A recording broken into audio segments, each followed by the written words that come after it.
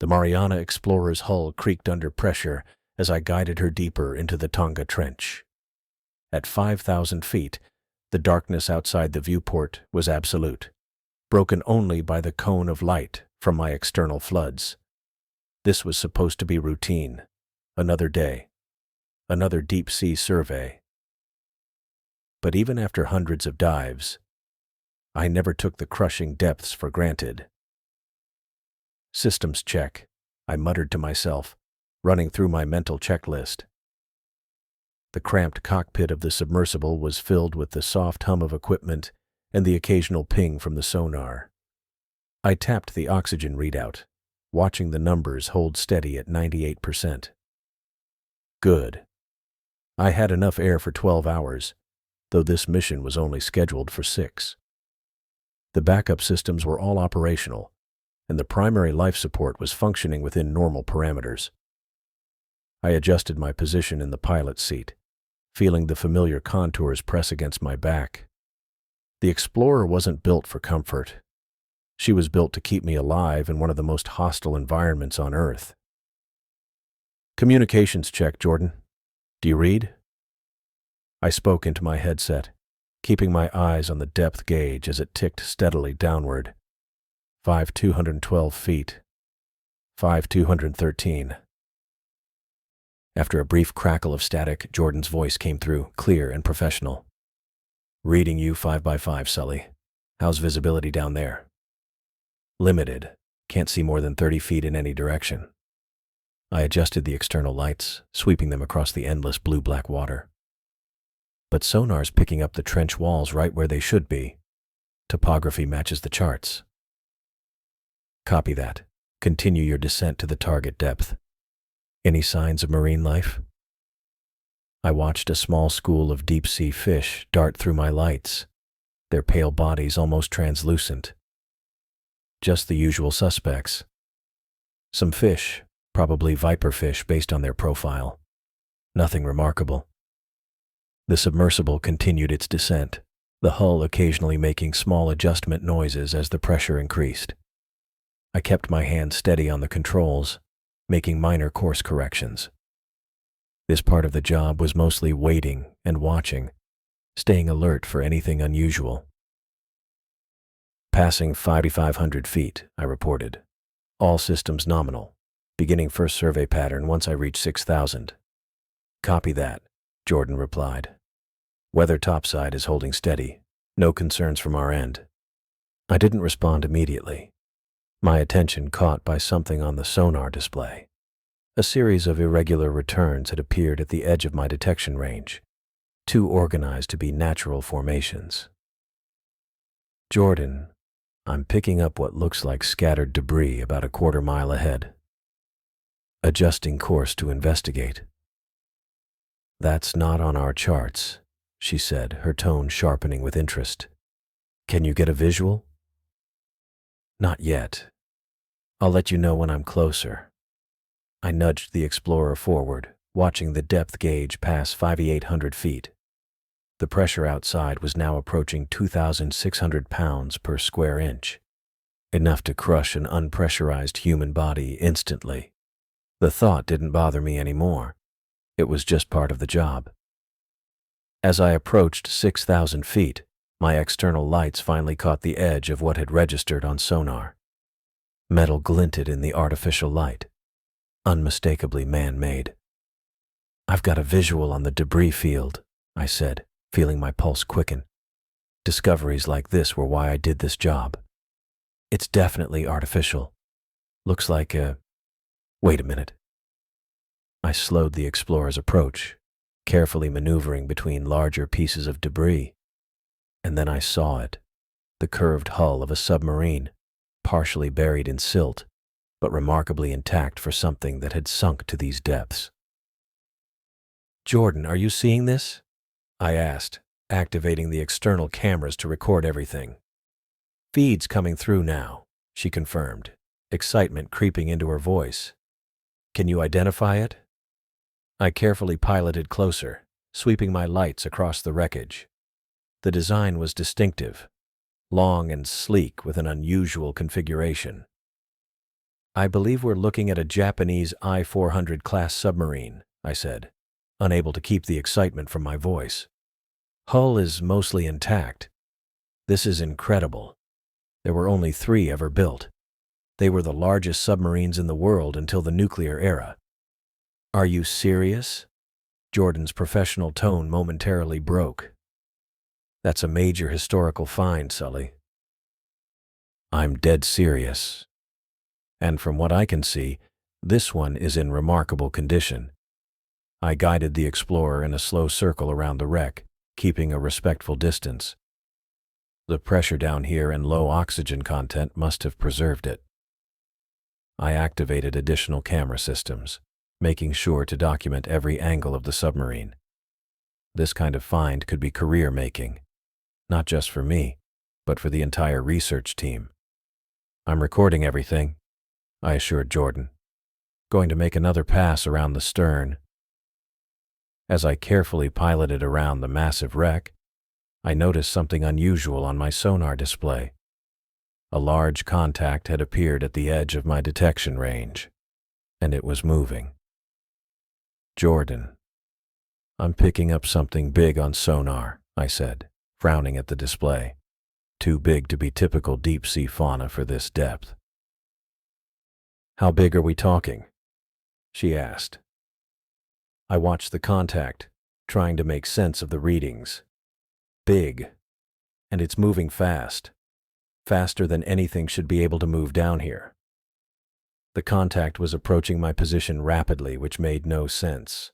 Large marine life at this depth typically moved slowly to conserve energy. This was different.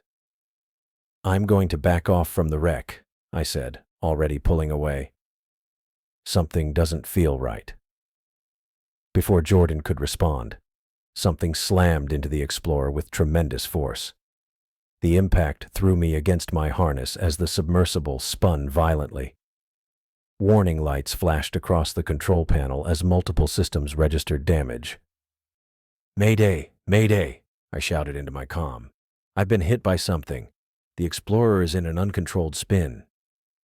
I fought with the controls, trying to stabilize the vessel as it tumbled through the water.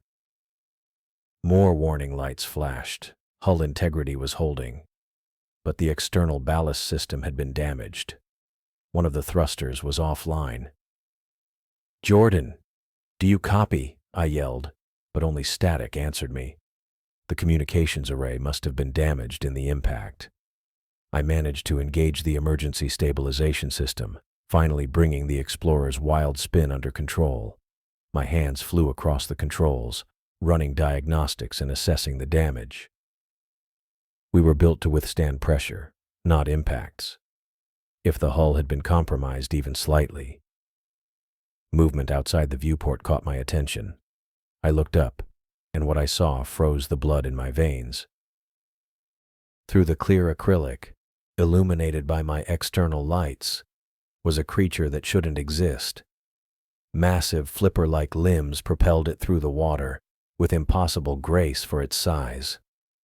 But it was the head that made me doubt my own sanity. A crocodilian shape, easily 8 feet long, with rows of teeth visible as it opened its jaws. The creature circled the Explorer, moving with deliberate, predatory precision. It wasn't mindlessly attacking. It was studying the submersible, its eyes reflecting my lights with calculating intelligence. This wasn't random marine life. This was something else entirely, something that looked like it had swam straight out of the Mesozoic era. The thing in front of me shouldn't exist.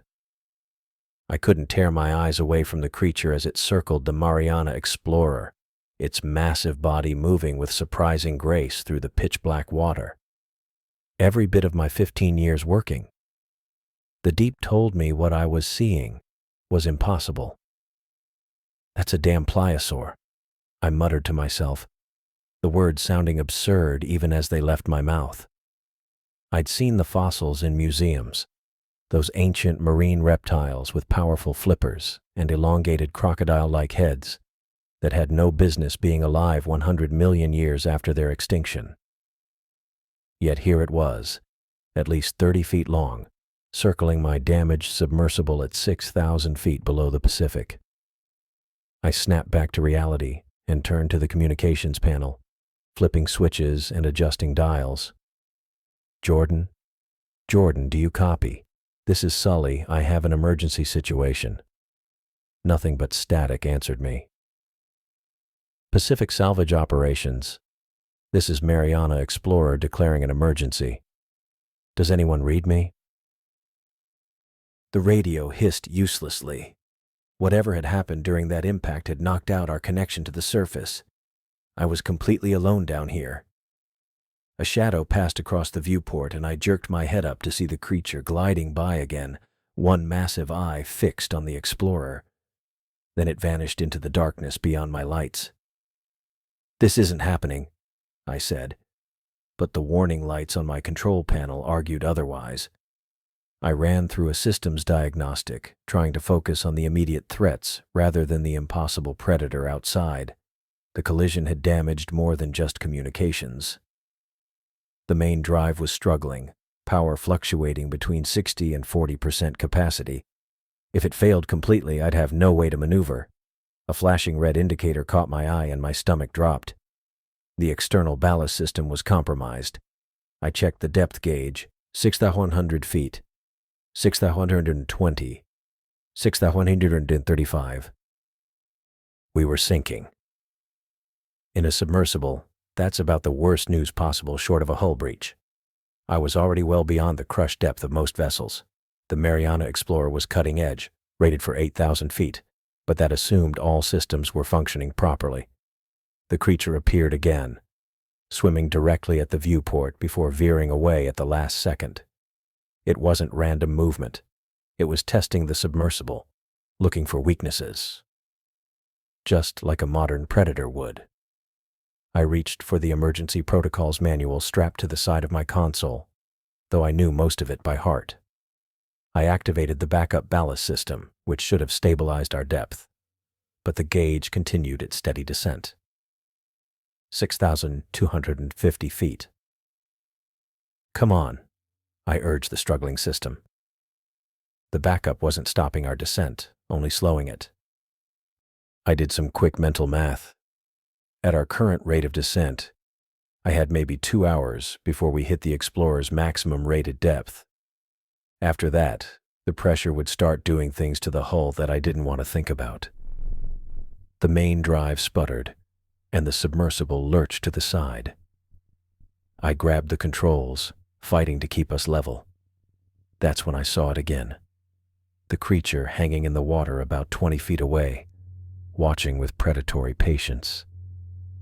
Its body was massive, with 4 powerful flipper-like limbs that propelled it through the water with frightening speed. The head was at least 6 feet long, filled with teeth I could see clearly even at this distance. Conical, interlocking daggers designed for catching and holding prey. Prey like me. But it was the eyes that got to me. They weren't the dull, mindless eyes of a fish. They tracked the Explorer with calculated intelligence, the kind that comes with being at the top of the food chain. The creature circled again, then suddenly disappeared into the darkness beyond my lights. I took the moment to check all systems again, looking for anything that might help. Primary drive, damaged, operating at 35% capacity communications, offline ballast system, compromised backup ballast, operating but insufficient life support, nominal, 10 hours remaining, depth, 6,385 feet and increasing hull integrity, holding at 92%. I wasn't in immediate danger of imploding, but the trajectory was clear. Without finding a way to stop our descent or repair the ballast system, this situation had only one outcome. The depth gauge clicked over to 6,500 feet. I'd never been this deep before, not in any submersible. Few people had. The pressure outside was approaching 3 tons per square inch, enough to crush a human body to the size of a soda can in milliseconds if the hull failed. I tried the radio again, adjusting frequencies and power settings, hoping for even the faintest response. Nothing but static. A heavy impact rocked the Explorer, sending tools and equipment flying across the cabin. I grabbed the edge of the console to steady myself as alarms blared throughout the cockpit. Hull integrity at 89%, the automated system announced in its emotionless voice. The creature had rammed us again, harder this time. I caught a glimpse of it through the viewport as it circled back around. It was testing different spots on the hull, methodically probing for weaknesses. "You're a patient bastard, aren't you?" I said to the empty cabin. That was the truly terrifying part. This wasn't mindless aggression. The creature was hunting with intelligence, waiting for the Explorer to weaken, knowing we were sinking deeper. It had all the time in the world. I'd seen sharks do similar things to disabled boats on the surface.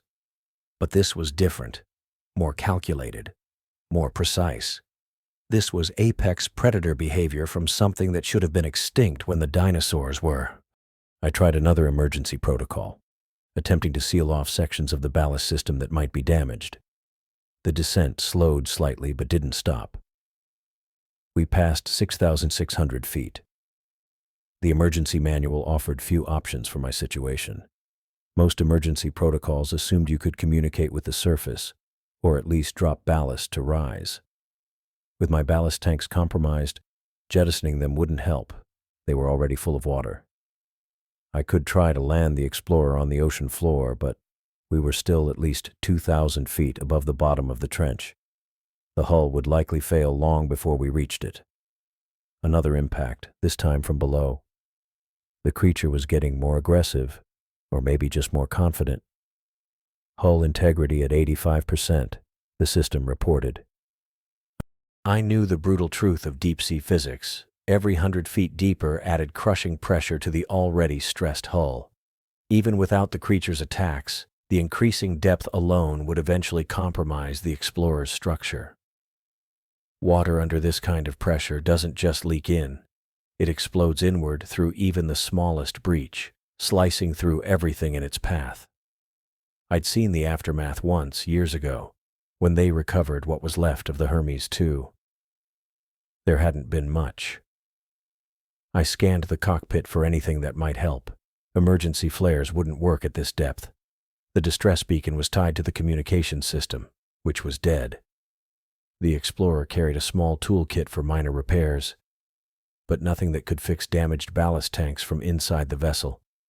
The depth gauge read 6,700 feet now. My options were running out. The creature appeared again, swimming a tight circle around the Explorer. Its movements seemed more excited now, as if it sensed its prey was weakening. It rammed the hull once more, sending a shudder through the entire vessel. The impact was followed by a metallic groan that reverberated through the structure, the sound of steel under stress. Hull integrity at 82%, the system announced. I tried every emergency protocol I could think of.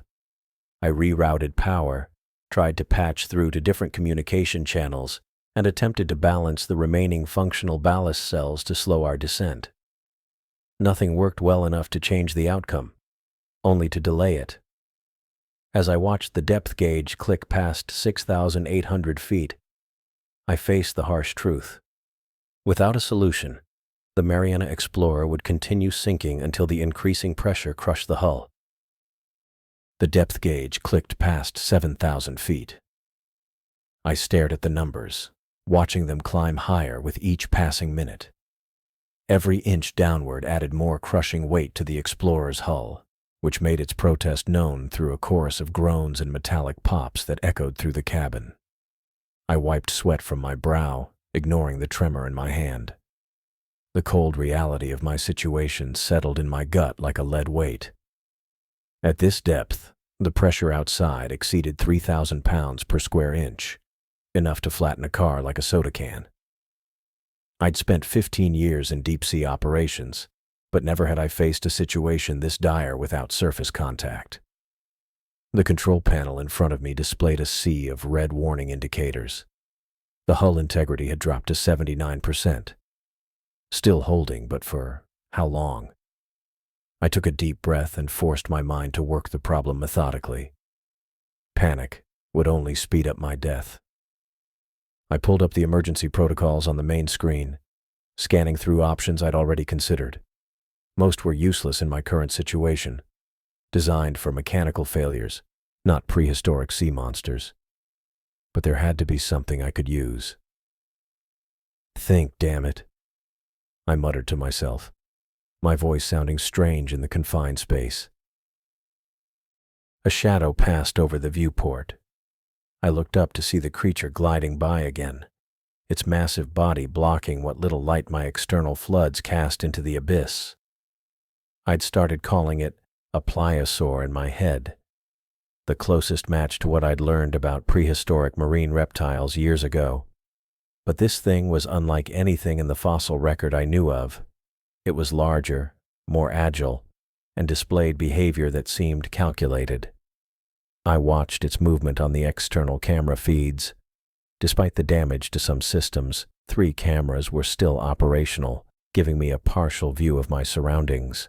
The creature wasn't just circling randomly, it was swimming in a distinct pattern, keeping a consistent distance from the explorer while gradually closing in. Like a shark, but with what seemed like strategy behind its movements. The sonar pinged, tracking the creature's position. I studied its movement pattern, noting how it maintained a specific distance before cutting in closer, then retreating, testing my responses. This wasn't mindless predatory behavior. This thing was hunting with intelligence. I recalled reading somewhere that pliosaurs, like modern marine reptiles, would need to surface for air. But that thought gave me little comfort. At over a mile beneath the ocean's surface, I'd be crushed long before this thing needed its next breath. The depth gauge now read 7,050 feet. I turned my attention back to the emergency systems list, scrolling through options until something caught my eye.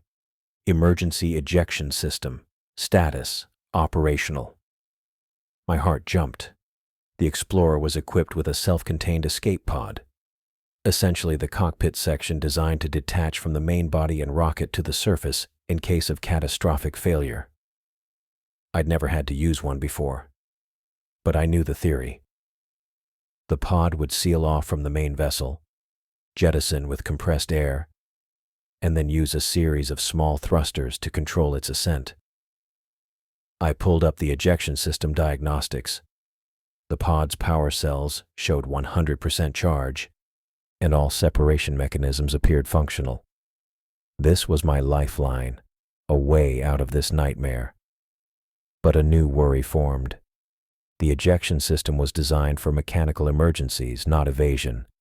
The pod would rise at a maximum speed of about 40 feet per second, fast by underwater standards, but would it outpace the creature? I had no data on how quickly this prehistoric hunter could swim, but its movements so far suggested remarkable speed for its size. If I ejected and it gave chase, I'd be even more vulnerable in the smaller pod with fewer options for defense. Defense. The word triggered a thought, and I switched screens to check the status of the Explorer's external tools. Most deep-sea vehicles carried various attachments for their missions. The Explorer was outfitted for salvage operations, which meant... Yes, I said aloud as I confirmed what I was hoping for. The salvage harpoons were still responsive. These weren't weapons in the traditional sense. They were titanium spears designed to secure underwater debris or attached to sunken vessels during recovery operations. But they were mounted on hydraulic arms that could extend and retract, and they could penetrate thick metal. Against organic matter, they would be deadly. I ran a quick diagnostic on the harpoon system. 2 of the 4 harpoons were operational, with full hydraulic pressure. The targeting system was tied to the external cameras, allowing for precision placement. I'd used them dozens of times to secure salvage, but never against a living target. The creature swam into view of the port camera, and I got my first clear look at it since the initial attack. What I saw sent ice through my veins. Its body was massive, at least 30 feet long, with powerful flipper-like limbs that propelled it through the water with surprising grace. Its skin was a mottled gray-green, textured with what looked like armored scales along its back. But it was the creature's head that held my attention. The elongated jaw was lined with teeth the size of combat knives, some broken or chipped. Deep scars ran along its flanks, evidence of ancient battles with other ocean predators. This thing had been fighting and surviving in these depths for who knows how long. As it turned toward the camera, I saw its eye, black and cold, but with something behind it that I recognized immediately. Intelligence. Not just animal instinct, but calculating awareness. It knew I was watching it, and it seemed to be watching me back. "What the hell are you?" I whispered. The depth gauge now read 7,120 feet. I turned my attention to communications once more. Jordan and the surface team would be looking for me by now, but without a signal, they wouldn't know where to start. The Explorer's emergency beacon was designed to activate automatically in case of system failure, but the attack had damaged the main antenna. I accessed the power distribution controls and made a decision. Life support was my priority, but I could divert energy from non-essential systems to boost the emergency signal. I shut down the cabin heating system, keeping only the minimal environmental controls running, and redirected that power to the backup communications array. The cabin temperature would drop, but my survival suit would keep me warm enough. I typed in the commands and executed the power transfer. The emergency signal strength increased from 20% to 65%, still not ideal, but a significant improvement. If any rescue vessels were in range, they might pick it up. I keyed the microphone again. "Mayday, Mayday. This is Mariana Explorer at depth 7,120 feet and descending. Hull compromised. Systems failing. Large marine predator present and hostile. Request immediate assistance." I transmitted on all frequencies, but heard only static in return. The water density and depth made radio communication nearly impossible without relay buoys, which had likely been damaged in the initial attack. The depth gauge clicked over to 7,200 feet. Almost on cue, the creature's behavior changed. Through the external cameras, I watched it abandon its circling pattern and dart toward the Explorer with frightening speed. It pulled back at the last second, but the message was clear. Its patience was running out. The next pass brought it closer to the hull, its massive body brushing against the outer shell. The impact sent vibrations through the cabin, and another warning light flashed on the console as the hull integrity dropped to 76%. The creature was done testing. It was starting its final attack. I positioned my hands over the control panels, left hand over the harpoon targeting system, right hand hovering above the ejection system controls. Both were last resorts, and both carried serious risks. The harpoons might anger the creature further if they didn't kill it outright. The ejection system would leave me in a smaller, more vulnerable pod with limited power and oxygen. But I was out of options and nearly out of time. The creature lined up for another pass, this time coming straight for the viewport. I had seconds to make my choice. My fingers tensed over the controls as the massive jaws opened wide, revealing rows of teeth designed to shred through flesh and bone. Those ancient eyes locked with mine through the reinforced glass, predator to prey, as it closed the final distance. The creature hit the Explorer like a freight train. I'd barely moved my hand toward the harpoon controls when those massive jaws clamped onto the forward section of the hull. The impact knocked me sideways, my shoulder smacking against the control panel. A horrible screeching sound filled the cabin, metal giving way under thousands of pounds of bite force. Red warning lights flashed across every screen as the pressure breach alarms triggered, their high-pitched wailing cutting through the sound of straining metal. The viewport in front of me developed a spider web of hairline cracks that hadn't been there seconds ago. Hull breach detected in sections 3 and 4, the automated system announced in its flat, computerized voice. Hull integrity at 68% and dropping. Emergency protocols engaged. I pulled myself back into the pilot seat, hands flying across the controls. The pressure readout was climbing fast. That thing's teeth had punched clean through our exterior plating, and water was starting to force its way in. Small jets of mist sprayed from newly formed cracks along the cabin's ceiling. "Come on, come on," I muttered, pulling up the damage assessment screen. The 3D model of the Explorer showed multiple puncture points clustered around the forward section. The emergency bulkheads had automatically sealed, but they weren't designed for this kind of damage. We were taking on water fast. The depth gauge now read 7,250 feet. We were sinking faster than before. I grabbed the edge of the console as the submersible lurched again, the creature's massive body thrashing outside. Through the cracked viewport, I caught a glimpse of its eye, black, cold, and fixed directly on me. Its jaws remained clamped around the hull, those prehistoric teeth embedded in the Explorer's skin like massive fishhooks. And that's when it hit me. The creature wasn't letting go. It had us firmly in its grip. But in doing so, it had committed to us. It was stuck. I looked back at the controls, specifically at the Salvage harpoon system. 2 harpoons designed for securing and retrieving deep-sea wreckage. Each one fired a barbed projectile attached to a reinforced carbon fiber cable with a 5-ton tensile strength. They weren't weapons. They were tools. But right now, they might be my only option. I quickly brought the targeting system online, using the external cameras that were still functioning to get a clear view of the creature. Its massive body filled the screens, scales glinting in the Explorer's dying external lights. Its jaws were locked onto the submersible's forward section, muscles tensed as it tried to tear through the hull. Perfect. I aimed the first harpoon at the thick muscle where its jaw met its neck.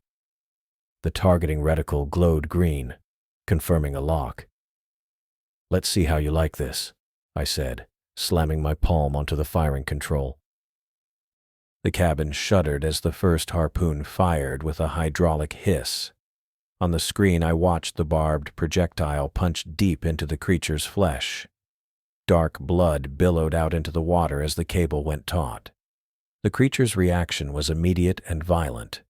Its entire body convulsed, thrashing wildly against the unexpected pain. The Explorer spun sickeningly, and I grabbed the seat restraints to keep from being thrown across the cabin. But the creature couldn't let go. The harpoon had done its job, anchoring it to us even as its jaws remained locked on our hull. I fought the nausea from the spinning and lined up the second shot, this time aiming for the opposite side of its neck. Another green lock confirmation, another press of the firing control. The second harpoon shot out and buried itself in the creature's flesh.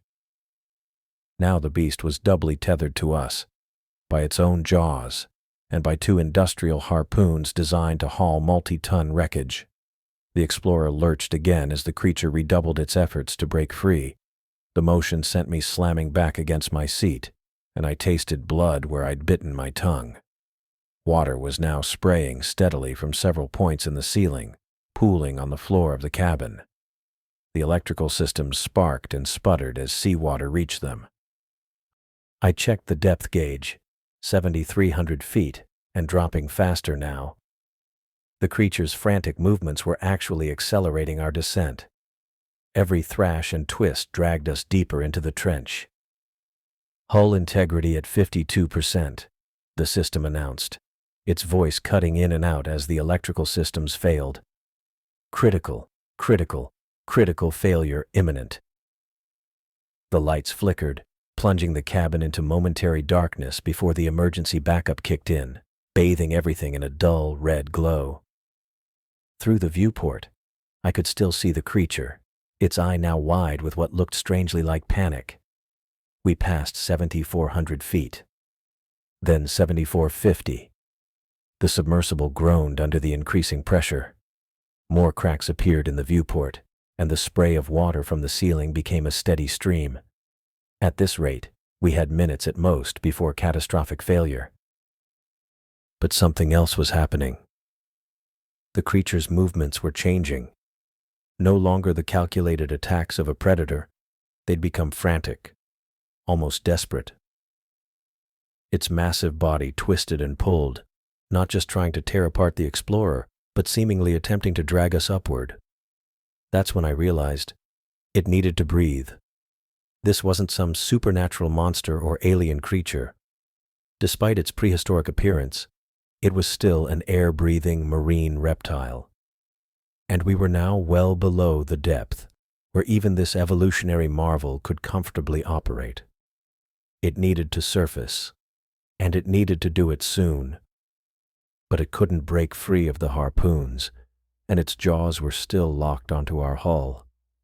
We were trapped together in a deadly embrace, sinking ever deeper into the abyss. 7,500 feet flashed on the depth gauge.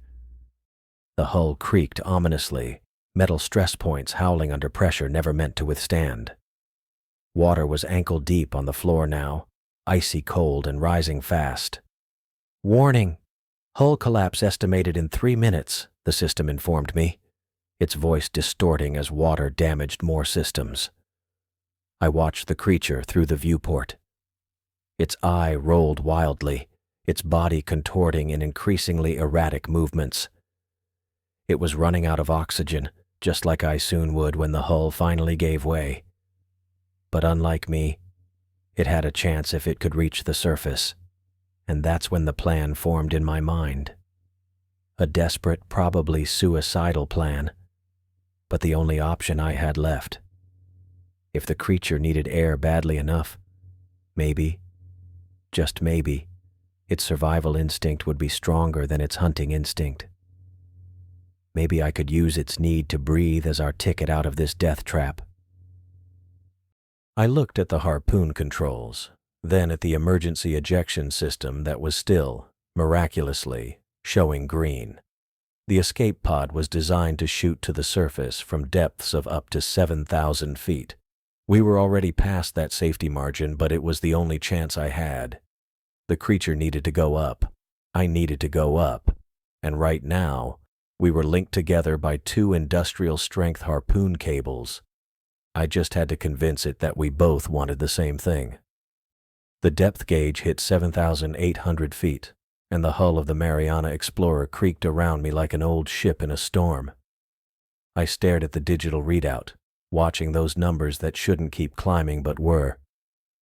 Each foot deeper brought us closer to the Explorer's absolute crush depth, the point where physics would win the argument with engineering. I looked through the cracked viewport at the creature still clamped to our hull. Its movements had changed. Gone was the calculated hunting behavior. Now it thrashed with increasingly erratic motions, its massive body twisting against the 2 harpoon cables that kept it tethered to us. Its eye rolled wildly when it passed the viewport, revealing something I hadn't seen before: panic. Pure animal panic. "You know what's happening too, don't you?" I said out loud, my voice sounding strange in the cabin filled with alarm tones and the spray of water leaking through compromised seals. "We're both running out of time." The hull gave another low groan that vibrated through my feet. The automatic system chimed in with its too calm voice. "Warning, hull integrity at 54%, approaching maximum rated depth." The creature and I were locked in a deadly embrace. We were sinking together into depths that would kill us both. A modern submarine and an animal that shouldn't exist, united in our imminent destruction. The pressure at this depth was crushing, over 3 tons per square inch. Eventually it would find every weakness. I pulled up the emergency ejection sequence on the main console, my fingers hovering over the keys. The escape pod was my last option, a reinforced capsule designed to detach from the main vessel and rocket to the surface using compressed gas. But I hesitated, my mind racing through calculations. The creature was still firmly attached to the Explorer by the two harpoon cables. If I ejected now, the physics were simple and brutal. The pod would try to ascend, but the weight of both the creature and the submersible would either prevent it from rising at all or tear the pod apart when the cables went taut. Either way, I'd be dead. I needed to detach the harpoons first. "Think, Sully," I muttered, running a hand over my face. 15 years of deep-sea operations had taught me to solve problems under pressure, though never quite this literally. I pulled up the harpoon system controls and found the emergency release mechanism. It was designed to cut the cables in case they became entangled in underwater debris. I diverted power from the remaining life support systems, watching as the available energy for the release mechanism climbed to full capacity. The creature smashed against the hull again, weaker this time. The impact barely registered compared to its earlier attacks. The pressure was affecting it too. Even a prehistoric monster had its limits. Its eye passed the viewport again, and I could see the panic had turned to something else. A dulling. The pressure was winning. I looked at the depth gauge. 7,150 feet. My finger hovered over the release control. Then I pulled it back. A new plan formed in my mind. Desperate, risky, but possibly our only chance. If I fully released the harpoons, the creature would separate from us completely. We'd continue sinking while it might be able to swim away, or more likely, it would keep attacking until we both died. But if I could time it just right. I adjusted the release mechanism, deliberately setting it to stop at 80% completion, enough to weaken the connection without severing it completely. Then I hit the button. The mechanism whirred to life. On the external camera feeds, I could see the cable housings shifting, the tension changing as the system prepared to release. The progress bar on screen climbed. 20%, 40%, 60%, 70%. At 80%, I cut the power. The system froze, exactly as I'd planned. The harpoons remained embedded in the creature, but the cables were now prepped for quick release, hanging by a thread. "Warning, hull integrity at 47%, the system announced. Depth, 7,880 feet. I turned to the ejection system and began the final sequence. My fingers moved deliberately across the control panel, entering the codes and preparing the escape pod for emergency ascent.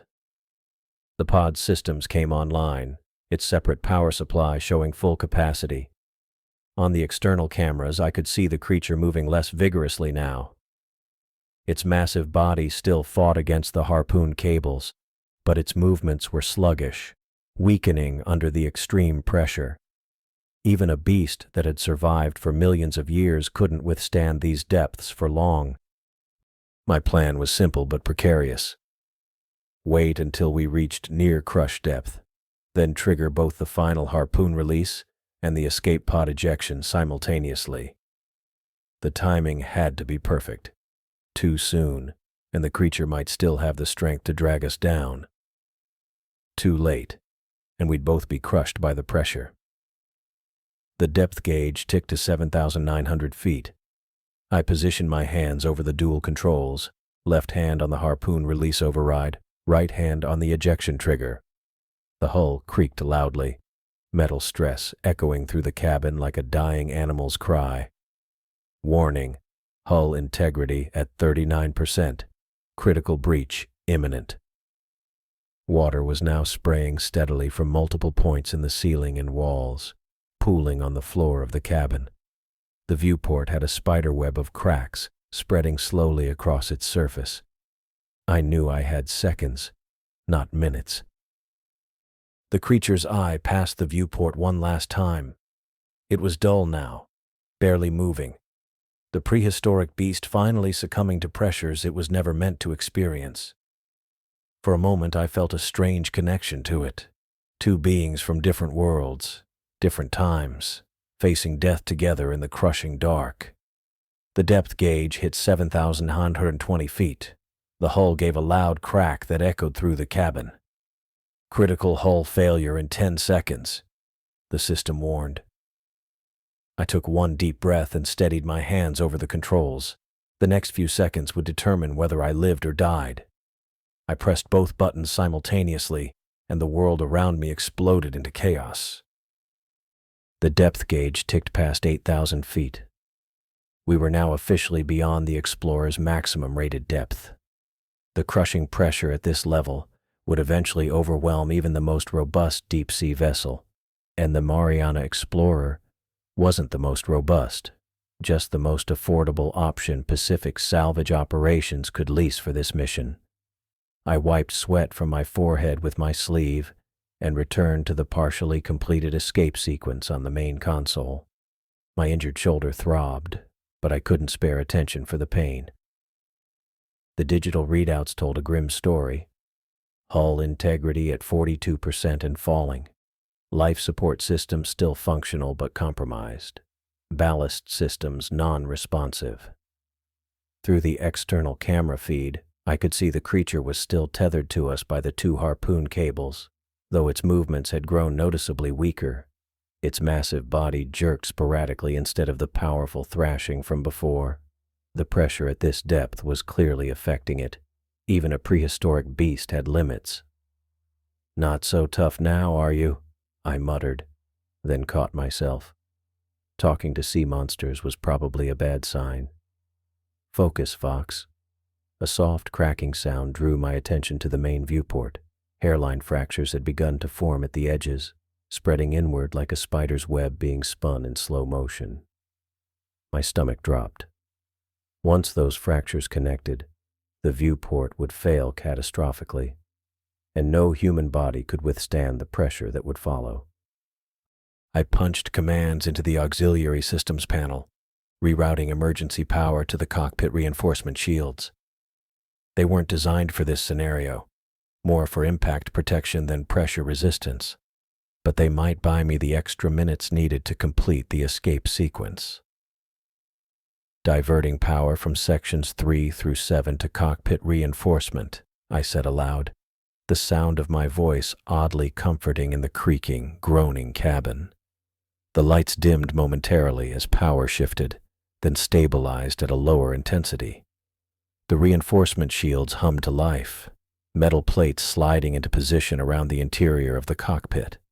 They wouldn't stop the eventual collapse, but they'd ensure the main hull failed first, giving the escape pod, essentially the cockpit section of the Explorer, a chance to detach before being crushed. The depth gauge now read 8,100 feet. I turned back to the escape pod launch sequence, fingers moving across the keypad with practiced efficiency. 15 years of deep-sea salvage operations had trained my hands to work independently of the fear in my mind. A violent jerk shook the entire submersible, throwing me against the control panel. My already injured shoulder hit hard, and I bit back a cry of pain. The creature had made a sudden, powerful movement. Perhaps its death throes. Warning alarms blared, and the main console sparked and went dark. Several auxiliary screens followed, leaving the cabin bathed primarily in the red emergency lighting. "No, no, no," I hissed, scanning the remaining functional displays. The ejection system was now showing multiple circuit failures. The automated launch sequence I'd been programming was corrupted. The safety protocols wouldn't allow completion with this level of system damage. I had to switch to manual override, but that meant physically rewiring the ejection controls to bypass the damaged circuits. My hands were already moving to the maintenance panel below the main console, pulling it open to reveal the tangle of wiring beneath. The depth gauge clicked to 8,150 feet.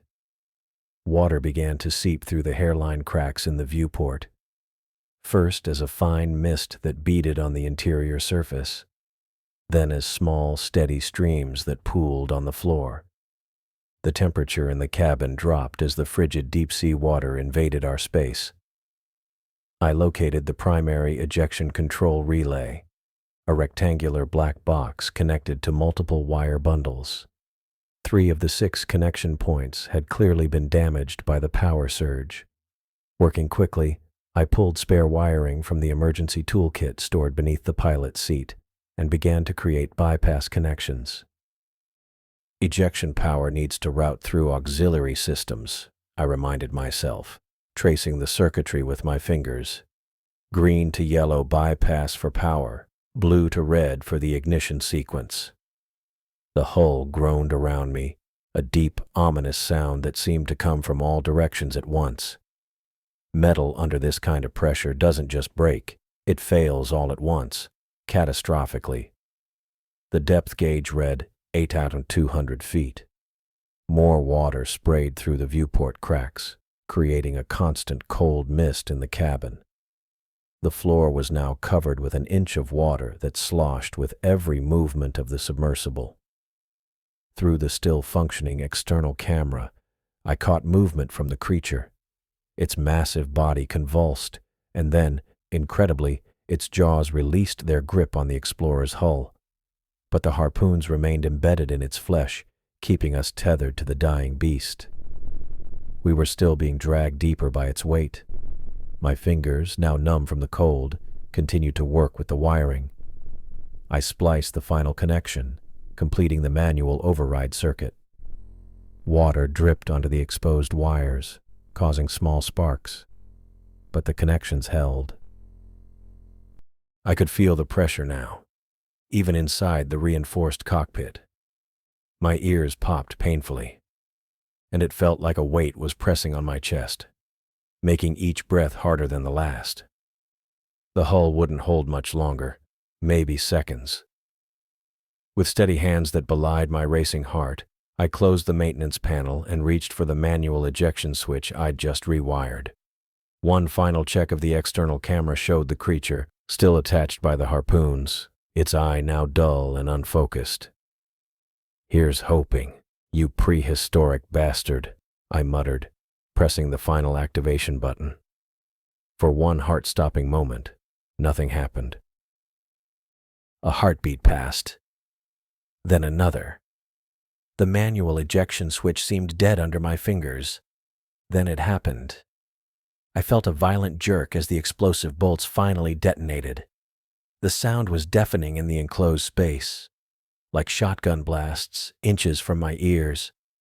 My injured shoulder slammed against the control panel as the entire cockpit module tore away from the main body of the Mariana Explorer. The emergency thrusters fired with no warning, hitting me with a force that knocked the wind from my lungs. My body crushed back against the seat as the escape pod shot upward. The acceleration was brutal, like being kicked in the chest by a horse. My vision narrowed to a pinpoint, then widened again as I fought to stay conscious. Water sloshed around my feet, still leaking through the damaged viewport but at a slower rate now. The sudden change in momentum had thrown most of it against the rear wall.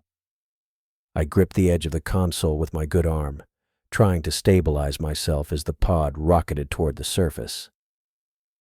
Through the small viewport in the pod's base, I could see the main body of the Explorer. The massive submersible, with the prehistoric monster still attached by the harpoons, continued its fatal descent into the abyss. The floodlights on the pod cast just enough illumination to make out its shape disappearing into the blackness below. The creature's movements had grown sluggish, its massive body now barely twitching as the weight of the submersible pulled it deeper. I checked the depth gauge. 350 feet and rising. No, not rising. We were decreasing in depth, ascending. The numbers were changing faster than I'd ever seen them move. The emergency thrusters were doing their job, burning through fuel at an alarming rate to counteract the crushing pressure and our own weight. My ears popped painfully as the pressure began to change. I swallowed hard, trying to equalize. The escape pod wasn't designed for comfort, just survival. Its reinforced hull could withstand the pressure, but the rapid ascent created its own dangers. I looked down once more. The Explorer and the creature were still faintly visible, now tiny in the distance. As they passed 8,500 feet, I watched the creature's struggles cease completely. Even its prehistoric body had limits, and we'd gone well beyond what it could withstand. The massive weight of the submersible would ensure that neither it nor the creature would ever return to the surface. They would continue down. They would continue down to the bottom of the trench, becoming part of the seafloor, buried in silt and forgotten. The thought gave me a strange sense of closure. I turned my attention to the pod systems, bringing up the main status display. The readouts flickered in and out. Damage from the rapid detachment had affected some of the electronics. I tapped the screen, trying to get a steady reading.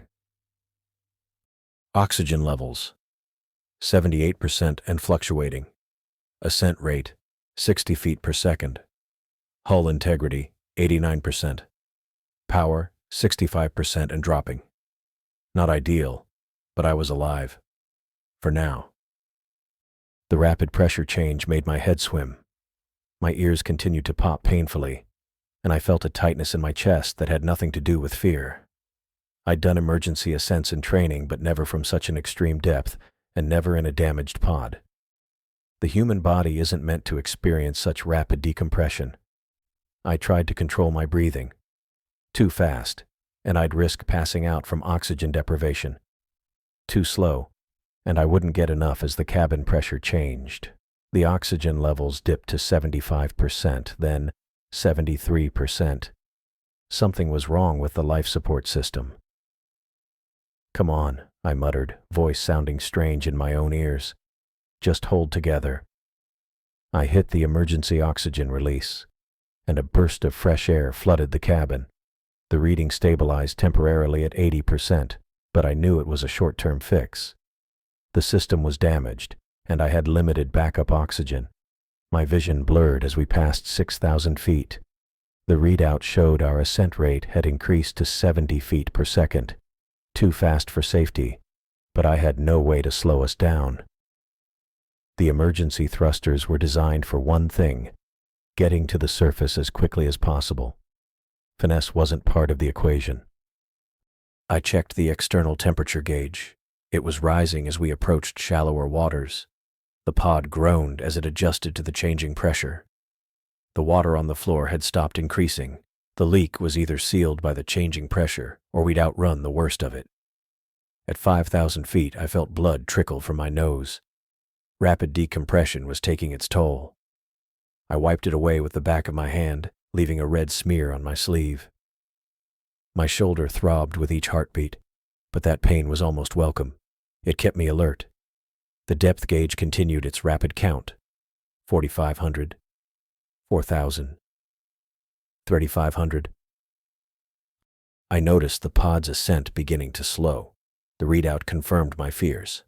The primary thruster was losing power. The emergency fuel cells were depleting faster than they should. At 3,000 feet, the primary thruster sputtered out completely. Our ascent rate dropped dramatically, from 70 feet per second to less than 20. The pod shuddered as the main propulsion died, leaving us rising on buoyancy alone. It wouldn't be enough. The damage to the ballast system meant we didn't have the positive buoyancy needed to reach the surface. No, no, no. I fought against the wave of panic rising in my chest. I was too close to die now. I accessed the secondary systems panel and located the emergency booster controls. These were meant to be a last resort, small, high-intensity rockets that could provide short bursts of thrust. They weren't designed for sustained use, but I had no choice. I manually fired the first booster. The pod lurched upward, ascending rate jumping back to 40 feet per second. I watched the fuel gauge on the secondary system tick down rapidly. Each booster would only last about 15 seconds before burning out. When the first booster died, I counted to 5, watching our ascent slow again, then fired the second. Another jolt upward. I developed a rhythm. Fire, count, wait, fire again. Each time, the pod jumped toward the surface, then slowed as the booster burned out. The oxygen level had stabilized at 65%. Enough to keep me conscious, but the air was getting thinner. My head pounded, and my thoughts felt sluggish. At 2,500 feet, I began to see light filtering down from the surface. Actual sunlight, not the artificial glare of the pod's external lamps. I'd never seen anything so beautiful. 1,000 feet. I had 3 boosters left. 500 feet. 2 boosters. 200 feet. 1 booster. I saved the final booster for the last push. At 50 feet, I fired it, and the pod surged upward. After nearly an hour of tense monitoring and manual adjustments, we finally breached the surface with a splash that rocked the tiny craft. Sunlight flooded through the viewport, blindingly bright after the darkness of the deep. The pod bobbed on the surface, rocking with the ocean swells. I felt a hysterical laugh bubble up from my chest. I was alive. I reached for the communication panel and activated the automatic locator beacon, my fingers clumsy with exhaustion. The screen lit up, showing a steady signal transmitting our position. Someone would find me. It might take hours, but they would come. I confirmed the beacon was transmitting, then collapsed against the control panel, physically and mentally exhausted but alive. The gentle rocking of the pod on the ocean waves was the most comforting sensation I'd ever felt. 2 hours had passed since the escape pod breached the surface. I floated alone on the vast Pacific, my body still adjusting to the pressure change. The throbbing in my shoulder had settled into a dull, persistent ache, and I'd managed to stop my nosebleed by pinching the bridge of my nose with the corner of my shirt. The pod bobbed gently with each passing wave, its stabilization system keeping it from capsizing despite the ocean's restless motion. I scanned the horizon for what felt like the 100th time. The emergency beacon had been transmitting since I'd surfaced, but in these remote waters, help could take hours to arrive. The sun beat down on the pod's exterior, turning the small cabin into something approaching an oven. I'd cracked the top hatch for ventilation, careful not to open it too wide in case a sudden wave sent water rushing in. A glint of metal caught my eye in the distance. I pulled myself up to get a better look, wincing as my injured shoulder protested. There it was, unmistakable on the horizon, the silhouette of a ship growing larger by the minute. I recognized the profile immediately. The Horizon Seeker. Pacific Salvage Operations' primary recovery vessel. Relief washed over me in a wave more powerful than any that had rocked the pod since I'd surfaced. As the ship drew closer, I could make out figures moving on the deck. Someone was waving. I waved back with my good arm, feeling a smile crack my salt-crusted lips. The Horizon Seeker slowed as it approached, careful not to create a wake that might destabilize the pod. I watched as they lowered a recovery boat from the starboard side. 3 crew members climbed aboard, and the small craft motored toward me with purpose. When they pulled alongside the pod, I recognized Captain Jacob Howard standing at the bow. His imposing frame blocked the sun as he looked down at me. "Fox, you look like hell," he called out, his deep voice carrying easily over the water. "Good to see you too, Captain," I replied, my voice rough from dehydration. Jacob supervised as his crew secured lines to the pod to prevent it from drifting away. Then he climbed over the side himself, his heavy boots landing on the pod's outer hull with a solid thunk. He crouched down beside the hatch and peered inside. "Can you climb out, or do you need assistance?" he asked, his eyes quickly assessing my condition. "I can manage," I said, though I wasn't entirely sure. My legs felt like rubber after hours cramped in the pilot's seat, and my injured shoulder made climbing tricky. I grabbed the edge of the hatch with my good hand and pulled myself up. The moment I tried to put weight on my arm, pain shot through my shoulder and I faltered. Jacob's strong hands immediately caught me under my arms. "I got you," he said, his grip firm but careful. With Jacob's help, I emerged from the pod into the blinding sunlight. The fresh air hit my lungs, and I took deep breaths, savoring the sensation after hours of recycled oxygen. Left shoulder's busted, I explained, as Jacob helped me over to the recovery boat. Medical will check you out once we get you aboard, he replied, easing me down into a seat. The crew worked quickly to secure the escape pod for retrieval. Jacob sat beside me as we motored back to the Horizon Seeker. Neither of us spoke during the short journey. I was too exhausted, and Jacob knew better than to press for details before I was ready. Boarding the Horizon Seeker proved challenging with my injury. A hydraulic lift raised our boat level with the main deck, where more crew members waited. Jacob helped me step onto the deck, and I felt a rush of gratitude for solid, stable flooring beneath my feet. Jacob guided me to a cargo crate where I could sit. He disappeared briefly and returned with a thermal blanket, which he draped around my shoulders. The silver material crinkled as I pulled it tighter, suddenly aware of how cold I felt despite the warm day. "What happened down there, Fox?" Jacob asked, his voice quieter now, meant only for my ears. "We lost contact with you at around 6,000 feet. Then, nothing for hours until your emergency beacon activated." Before I could answer, a crew member approached with a steaming mug. I accepted it with a nod of thanks and took a careful sip. The coffee was strong and sweet, exactly what I needed. The warmth spread through my chest, helping to ground me in the present moment. "The Explorer's gone," I said after a long pause, my eyes fixed on the dark liquid in my mug. "Complete loss." Jacob exhaled slowly. "Jeff's not going to like that. That's a multi-million-dollar piece of equipment." "I know," I replied. The coffee burned my throat, but I welcomed the sensation. It was real, immediate, unlike the surreal nightmare I'd experienced in the depths. I shifted my position, trying to find a comfortable way to sit that didn't aggravate my shoulder. The ship's medical officer had given me a quick once-over and confirmed nothing was broken, just badly strained. He'd wrapped it and given me something for the pain, but it would be days before I could use it properly. From my seat on the deck, I had a clear view of the ocean stretching to the horizon in all directions. The water looked peaceful from up here, beautiful even, with the afternoon sun casting golden reflections across its surface. Hard to believe that miles below that serene blue expanse lurked something that shouldn't exist. The pliosaur. Even now, sitting safely on the deck of the Horizon Seeker, I could picture it clearly. The massive jaws clamping onto the Explorer's hull, the ancient eye regarding me through the viewport, the impossible reality of a creature that should have been extinct for over 100 million years.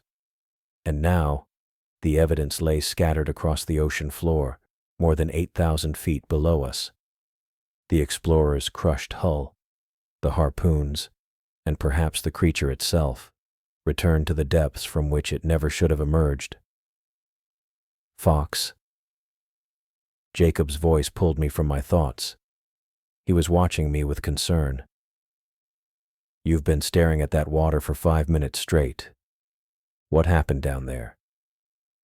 I took another sip of coffee, buying myself time to think. How could I possibly explain what I'd seen? The footage had been stored in the Explorer's main databanks, lost forever when the submersible imploded. All that remained were my own recollections and the limited sensor data I'd managed to save to the emergency drive. Without evidence, who would believe my account of a living prehistoric marine reptile?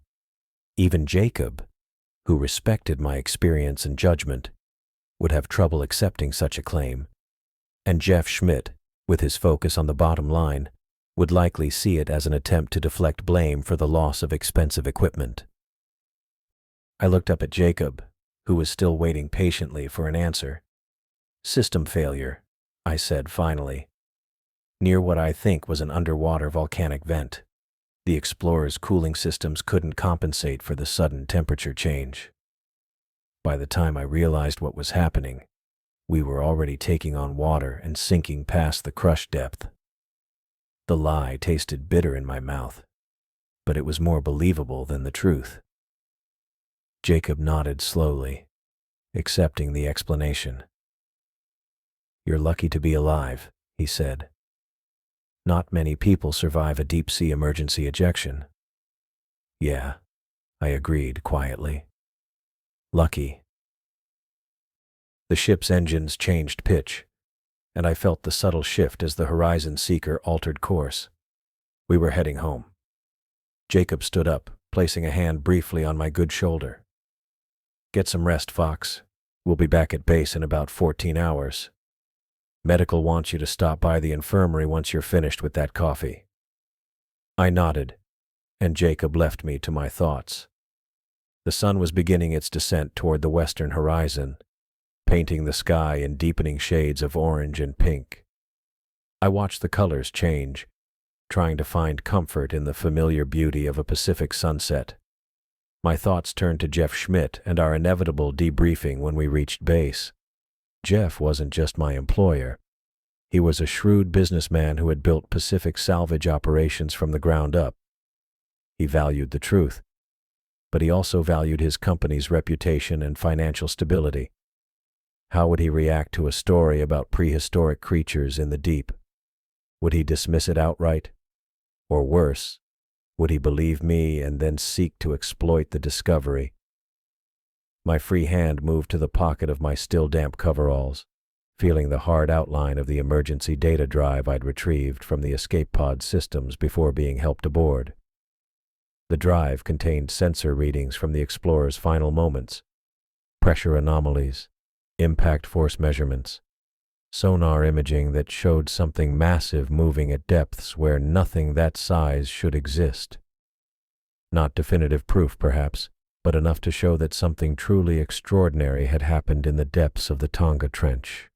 I wasn't sure yet what I would tell Jeff, but as I watched the sunset over the Pacific, I knew the decision would shape not just my future, but potentially our understanding of what still lurked in Earth's most unexplored frontier.